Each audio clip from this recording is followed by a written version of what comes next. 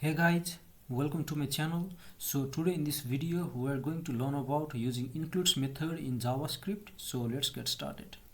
So the array includes method is used to test if an element is present inside the array or not. To demonstrate it, let us create one array here.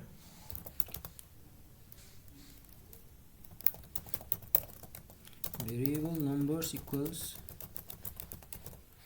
8, 9 and 10. Numbers equals this. Now result equals numbers dot includes, then after let us say 6 here, right?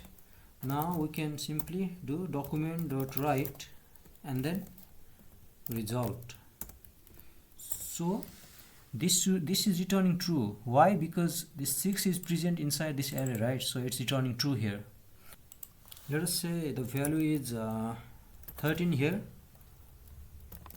so it should return false. Save it and it's returning false. Why? Because 13 is not present inside this array, right? Now let's create another array. Names equals say Tom, then after Harry and then Sam.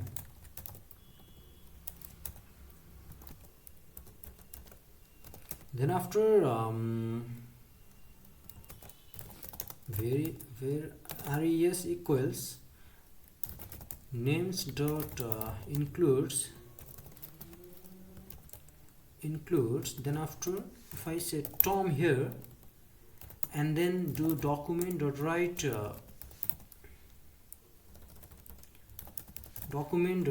res here, so it will print true for us, right?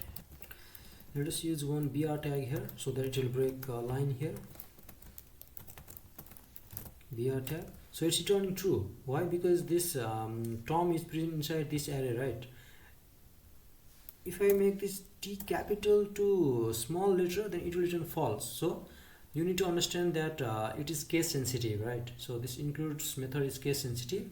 So that is about using includes method in JavaScript. I hope you like this video. If you are new to my channel, then please don't forget to subscribe it.